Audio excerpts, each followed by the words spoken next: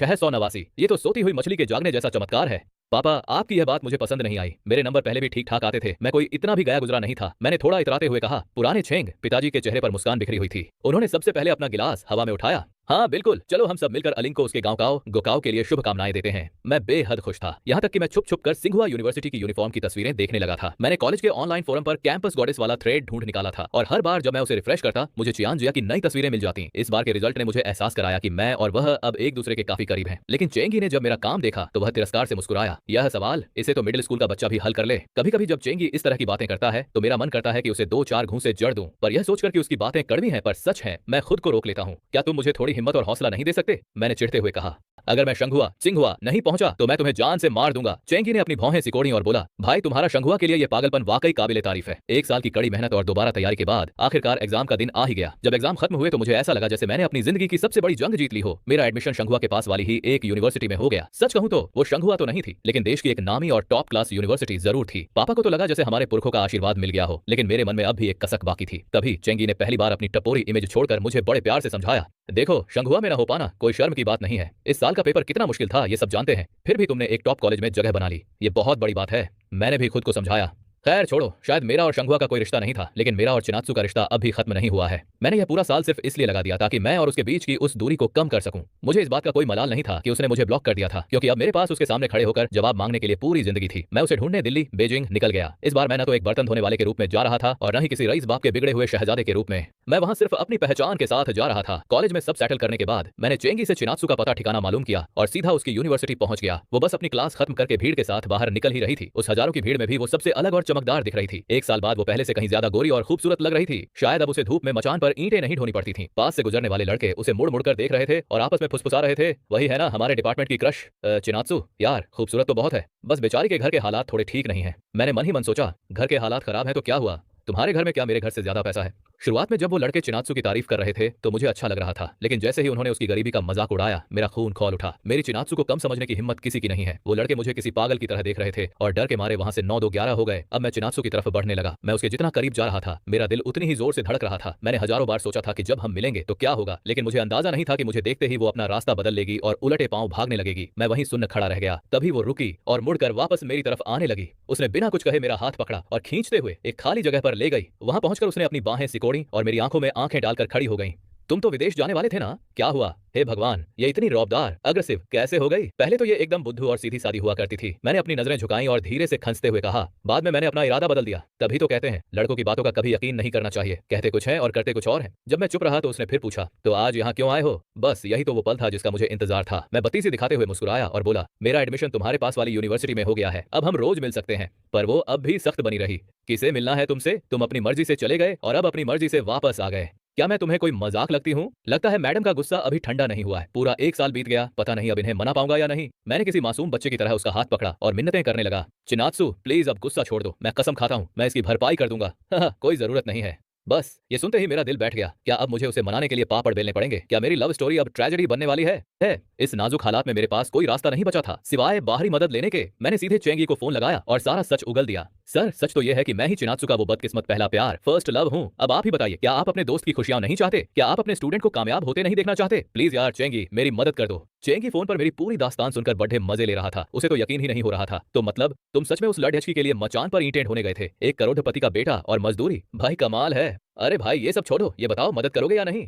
अच्छा अच्छा ठीक है, बताओ क्या करना है। मैंने साफ लफ्जों में कहा, आज से तुम मेरे जासूस इन्फॉर्मर हो। तुम्हें रोज चिनात्सु का पूरा शेड्यूल और उसकी एक एक बात मुझे बतानी होगी। चेंगी ने भाव खाते हुए कहा, देख भाई मैं इतना भी वेला नहीं हूँ, मेरी बहुत सारी क्लासेस होती हैं। मैं तुम्हें डबल सैलरी डबल पे दूंगा। डन, मैं अभी के अभी उसका पूरा हफ्ते का शेड्यूल तुम्हारे फोन पर भेज रहा हूँ। वैसे भी वो अपनी हर चीज प्लान के मुताबिक ही करती है। बस फिर क्या था, चेंगी नाम के इस हैक चीट कोड की मदद से मैं रोज ठीक उसी समय चिनात्सु के सामने पहुंच जाता जब उसकी क्लास खत्म होती थी। मैं रोज उसके लिए ताजे फल और ढेर सारा अच्छा अच्छा खाना ले जाता और बड़े बड़े थैले भरकर उसके हाथों में थमा देता। चिनात्सु की सबसे अच्छी बात क्या है जानते हो? वो बाहर से कितनी भी सख्त बनने की कोशिश करे लेकिन दिल से वो बहुत ही नरम है। वो चाहकर भी सबके सामने मुझे शर्मिंदा नहीं कर पाती, इसलिए हर बार उसे वो चीजें लेनी ही पद्धति। फिर वो अपनी आवाज धीमी करके मुझे प्यारी सी धमकी देती, अगली बार मत आना वरना यकीन मानो मैं ये सब कचरे में फेंक दूंगी। मैं भी बड़े आराम से अपनी भौहें चढ़ाकर उसे देखता और कहता, ये तुम्हारी चीजें हैं, तुम्हें पूरा हक है इनके साथ कुछ भी करने का। मुझे पता था कि वो कभी ऐसा नहीं करेगी, वो मेरे सामने बेबस थी। अब तो उसके कॉलेज के दोस्तों को भी मेरे बारे में पता चल गया था। जैसे ही मैं वहां पहुंचता सबके सब हूटिंग करना और शोर मचाना शुरू कर देते। सब तो मजे ले रहे थे, लेकिन एक लड़का ऐसा था जिसकी नजरों में मेरे लिए जरा भी हमदर्दी नहीं थी। चेंगी से मुझे पता चला कि वो लड़के का चिनात्सु के ही कंपटीशन ग्रुप में है और दोनों अक्सर साथ में रिसर्च करते हैं। उसका नाम क्याओ वेई था। देखने में काफी हैंडसम, एकदम वो सनशाइन स्कूल बॉय वाली इमेज। मैंने चिंगहुआ के ऑनलाइन फोरम पर कैंपस गॉड वाली पोस्ट में उसकी फोटो देखी थी, लेकिन असल जिंदगी में वो उतना भी सनशाइन और खुशमिजाज नहीं था जितना फोटो में दिखता था। मैं नीचे खड्डा चिनात्सु की क्लास खत्म होने का इंतजार कर रहा था, तभी क्याओ वेई ने मुझे देख लिया। वो मेरे पास आया और बड़े ही ताने भरे अंदाज में बोलने लगा, तुम्हें दिख नहीं रहा कि वो तुम्हें पसंद नहीं करती? इतना पीछे पड़े हुए हो, क्या तुम्हारी खाल थोड़ी ज्यादा ही मोटी है? उसकी बात सुनकर मेरा मन तो किया कि उसे वहीं चार खरी खोटी सुना दूं, लेकिन मैंने अपनी तहजीब बनाए रखी। मैंने ठंडे लहजे में जवाब दिया, वो मुझे पसंद करती है या नहीं ये बताने वाले तुम कोई नहीं होते। वो कुटिलता से मुस्कुराया और बोला, तुम पहले इंसान नहीं हो जो चिनात्सु के पीछे पड़े हो, लेकिन आज तक कोई उसके दिल में जगह नहीं बना पाया। मैं तो बस तुम्हें शर्मिंदा होने से बचा रहा हूँ, इसलिए कह रहा हूँ कि हार मान लो। मैंने मन ही मन सोचा, बेटा तुम्हारे जैसे मेल ग्रीन टी यानी चालाक लड़ेचको को मैं एक नजर में पहचान लेता हूँ। मेरे सामने ये शरीफ बनने का नाटक मत करो, आखिर तुम्हें इतना घमंड किस बात का है? तभी चिनात्सु बिल्डिंग से बाहर आई और हम दोनों को उस हाल में देख लिया जैसे हम अभी एक दूसरे का गला दबा देंगे। उसने हैरानी से पूछा, तुम दोनों यहाँ क्या कर रहे हो? सच कहूँ तो उस पल मैं बचपन से ही ऐसा हूँ, अगर गुस्सा आता है तो उसे निकाल कर ही दम लेता हूँ। अगर चिनात्सु सही वक्त पर न आती तो आज पक्का मैं वहीं सबके सामने इसका तमाशा बना देता, लेकिन क्याओ वेई तो उस्ताद निकला। चिनात्सु को देखते ही वो फिर से वही भोला भाला लड़का बन गया और कहने लगा कि मैं उस पर कीचड़ उछाल रहा हूँ। मैं पलटकर जवाब देने ही वाला था कि चिनात्सु ने बड़ी सादगी से बस इतना कहा, ये ऐसा इंसान नहीं है। बस उस एक पल में मेरा सारा गुस्सा धुएं की तरह उड़ गया। मेरे लिए इतना ही काफी था। मुझे लगा कि मैंने जिस लड़की से प्यार किया है उसने आज मेरा मान रख लिया। क्याओ वेई झिझकते हुए मेरी तरफ उंगली उठाकर बोला, चिनात्सु अगर तुम इसे पसंद नहीं करती तो साफ साफ कह क्यों नहीं देती, ताकि ये बार बार आकर तुम्हारी पढ़ाई में दखल न दे। मैंने उसे देखा, वो वाकई मुझे सबके सामने नीचा दिखाने पर तुला था, लेकिन वो चिनात्सु को नहीं जानता था। चिनात्सु की नजर मेरे गुस्से से लाल हुए चेहरे पर पड़ी और उसकी आंखों में मेरे लिए वो पुराना दर्द और प्यार साफ झलक उठा। उसने क्याओ वेई की तरफ मुड़ कर कहा, क्याओ वेई मैं इसे पसंद करती हूँ। पूरे एक साल बाद मेरे दिमाग में फिर से हजारों आतिशबाजियां एक साथ फूट पड़ी, लेकिन इस बार ये कोई छोटी मोटी फुल भी नहीं थी, बल्कि ये तो गैटलिंग, जुगलबंदी और मैक्सिमम धमाका वाली आतिशबाजी थी। मेरी दुनिया इतनी हसीन हो गई कि अब मुझे सामने खड़ा वो चालाक क्याओ वेई भी प्यारा लगने लगा था। सच कहूं तो उसकी वो उतरी हुई शक्ल देखकर मुझे जो सुकून मिला उसे लफ्जों में बयान नहीं किया जा सकता। चिनात्सु भले ही बाहर से कितनी भी ठंडी और बेरुखी दिखाए, लेकिन जब भी कोई मुझे नीचा दिखाने की कोशिश करता है वो बिना सोचे समझे मेरे साथ खड़ी हो जाती है। मैंने हिम्मत जुटाई और चिनात्सु के कंधे पर हाथ रखते हुए उसकी आंखों में झांका, तो इसका मतलब तुम अब भी मेरी परवाह करती हो, है ना? अब मना मत करना।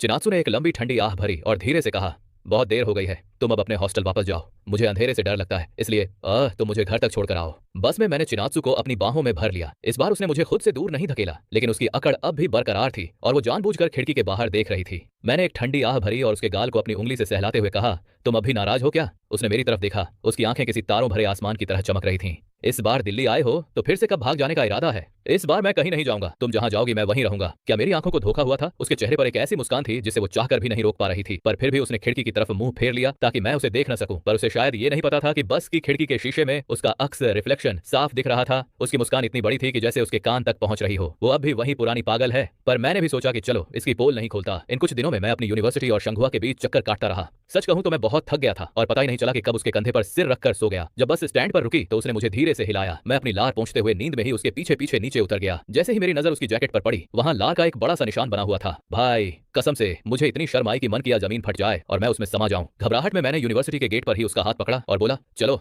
चलो किसी होटल में कमरा लेते हैं, मैं अभी तुम्हारी एड्रेस साफ कर देता हूँ। पास से गुजर रहे स्टूडेंट्स हमें देखकर खिलखिलाने लगे। चिनात्सु का चेहरा शर्म से लाल हो गया। उसने झटके से मेरा हाथ पीछे किया और बोली, पागल हो गए हो क्या? जाओ अब यहाँ से।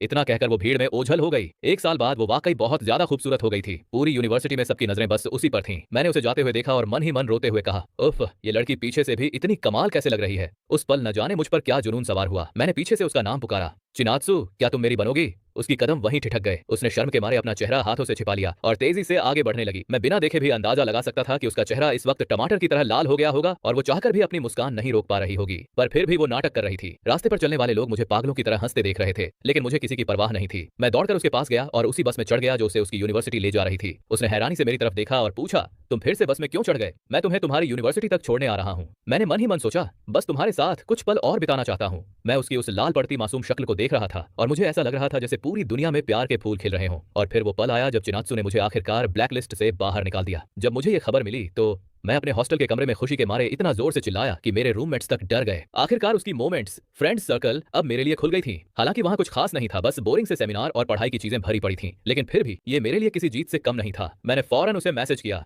क्या कर रही हो? कल मेरा बास्केटबॉल मैच है, क्या तुम मुझे देखने आओगी? उसका जवाब आया, टाइम नहीं है। लगता है अब मुझे अपना आखिरी हथियार, सीक्रेट वेपन इस्तेमाल करना ही पड़ेगा। मैंने मैसेज टाइप किया, चिनात्सु बस एक बार मुझे चीयर करने आ जाओ, मैं वादा करता हूँ कि मैं तुम्हें बहुत सारा टेस्टी खाना खिलाऊंगा। उसने मना नहीं किया। अगली सुबह मैंने सबसे कूल हेयर स्टाइल बनाया, अपनी नई बास्केटबॉल जर्सी पहनी और आईने के सामने खुद को बार बार निहारा। मुझे आज मैदान का सबसे हैंडसम लड़का जो दिखना था वो आई और साथ में मेरे और मेरी टीम के लिए एनर्जी ड्रिंक्स और तौलिए का पूरा डिब्बा लेकर आई। मानना पड़ेगा वो वाकई बहुत ख्याल रखने वाली लड़की है। मेरे साथ ही खिला दी, मुझे छेद देने लगे। भाई ये लड़की तो लाजवाब है, जरा पूछकर बता क्या इसका कोई बॉयफ्रेंड है, क्या मेरा चांस लग सकता है। मैंने फौरन उसकी तरफ से जवाब दिया, तेरा तो बिल्कुल नहीं। जैसे ही मैंने जर्सी बदली और चिनात्सु को देखा मेरी धड़कनें रुक सी गईं। मैंने झटके से उसका हाथ पकड़ा और उसे एक कोने में ले गया। मेरा गुस्सा 7वें आसमान पर था। तुम्हें ये इतनी छोटी स्कर्ट पहनने के लिए किसने कहा था, और तुम इतनी खूबसूरत लगकर यहाँ क्यों आई हो, तुम्हें सिर्फ मैं देख सकता हूँ, ये सब क्यों देख रहे हैं। उसने अपनी उस सुपर शॉर्ट स्कर्ट की तरफ एक नजर डाली और मुझे तो ये ठीक ही लग रही है। मैंने अपना बैग उतारा, उसकी जिप खोली और अपनी स्पोर्ट्स ड्रेस निकालकर उसे थमा दी। जाओ इसे पहन लो। उसने बेबसी से मेरी तरफ देखा और फिर अचानक खिलखिलाकर हंस पड़ी। तुम कब से इतने दबंग पॉजेसिव हो गए। मैंने उसे अपनी बाहों के घेरे में लिया और कहा, मुझे नहीं पता, सबकी नजरें तुम पर टिकी हैं और मुझे जलन हो रही है। अच्छा बाबा ठीक है। उसने मेरी स्पोर्ट्स ड्रेस पहन ली। वह स्कर्ट जिसे उसने पहना था अब मेरी ड्रेस के नीचे छिप गई थी और वह काफी ढीली लग रही थी। उसने चिढ़ते हुए कहा, यह बहुत ही बेकार लग रही है, अब मुझे तुम्हारे लिए चीयर करने की हिम्मत भी नहीं बची। मेरे साथी खिलाड़ी अपनी हंसी रोकते हुए बोले, चेंगलिंग तुम्हारी जलन तो वाकई 7वें आसमान पर है। मैंने मैदान के बाहर खड़ी चिनात्सु की तरफ देखा जो थोड़ा चिड़ी हुई दिख रही थी, लेकिन मेरा मन बहुत खुश था। मैं अपनी मुस्कान चाहकर भी नहीं रोक पा रहा था। मैच बहुत ही रोमांचक मोड पर था और विरोधी टीम स्कोर के मामले में हमारे बहुत करीब पहुंच गई थी। जब मैच खत्म होने वाला था तभी मैंने एक परफेक्ट 3 पॉइंटर शॉट मारा और उसी पल हार जीत का फैसला हो गया। बास्केट होते ही सबसे पहले मैंने मुड़कर उसे देखा। मैं अपनी इस खुशी को सबसे पहले उसी के साथ बांटना चाहता था। कहते हैं ना कि बास्केटबॉल मैच में गोल करने के बाद एक लड़का सबसे पहले जिसे देखता है वही उसका सबसे पसंदीदा इंसान होता है, और मुझे इस बात पर पूरा यकीन हो गया था। मैदान से बाहर निकलते ही मैं उसकी तरफ भागा। मेरी हंसी रुकी नहीं रही थी। उसने मुस्कुराते हुए मेरी तरफ तौलिया बढ़ाया और धीरे से कहा, मानना पड़ेगा उस शॉट के वक्त तुम वाकई काफी कूल लग रहे थे। तभी मेरे साथियों ने मुझे चारों तरफ से घेर लिया और धक्का देते हुए उसके सामने ले आए। सब एक ही शोर मचा रहे थे, किस करो किस करो। उसका चेहरा शर्म से लाल हो गया और मैं अपने दोस्तों को पीछे धकेलने लगा। ये साले अपनी मस्ती के चक्कर में किसी को भी फंसा सकते हैं, लेकिन हमारे बीच की वो शरारती मुस्कान मेरे दिल का हाल साफ बयां कर रही थी। तुम लोग चुप रहो और मजे लेना बंद करो। इतना कहकर मैंने झुककर उसके माथे को चूम लिया। डूबते सूरज की वो नारंगी रोशनी उसके बालों पर चमक रही थी। ऐसा लग रहा था जैसे उसके चारों तरफ कोई रूहानी चमक हेलो हो। मुझे लगा जैसे मैं अब भी कोई सपना देख रहा हूँ, लेकिन मेरे दिल की तेज धड़कनें चीख चीख कर कह रही थी कि यह हकीकत है। मैंने उसे अपनी बाहों में लिया। ढलते सूरज की रोशनी में उसकी वो मासूम और खूबसूरत परछाई किसी पेंटिंग जैसी लग रही थी। आखिरकार मैं और चिनात्सु फिर से एक हो गए थे। लोग कहते हैं कि अगर एक अमीर शहजादे का किसी गरीब लड़की सिंड्रेला से दिल लगाना एक जुआ है, तो मैं वो जुआरी